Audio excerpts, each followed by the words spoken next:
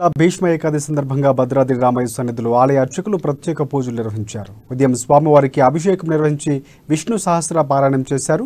మాఘమాసంలో వచ్చే శుక్ల ఏకాదశిని భీష్మ ఏకాదశిగా అర్చకులు కొనియాడారు.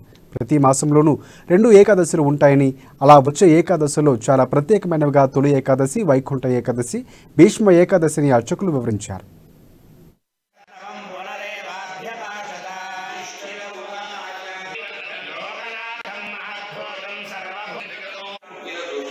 భగవద్గీత పుట్టినరోజు మార్గశిర శుద్ధ ఏకాదశి అంటారు. వాస్తవానికి ఆ రోజు పుట్టాల, అంతకు ముందు పుట్టే, కానీ ఆ రోజు స్మరించకుండా ఏకాదశి నాడే ఆ గ్రంథానికి పుట్టినరోజు భావించాలి అని మన పెద్దలు మార్గశిర శుద్ధ ఏకాదశిని భగవద్గీత జయంతిగా, మాఘ శుద్ధ ఏకాదశిని శ్రీ విష్ణు సహస్రనామ స్తోత్ర జయంతిగా పరిగణించారు. ఈ రోజు ఆ స్తోత్రం పుట్టినట్టుగా సంభావిస్తూ ఆచరిస్తూ తరిస్తున్నాం. ఎంత గొప్ప స్తోత్రము అని అంటే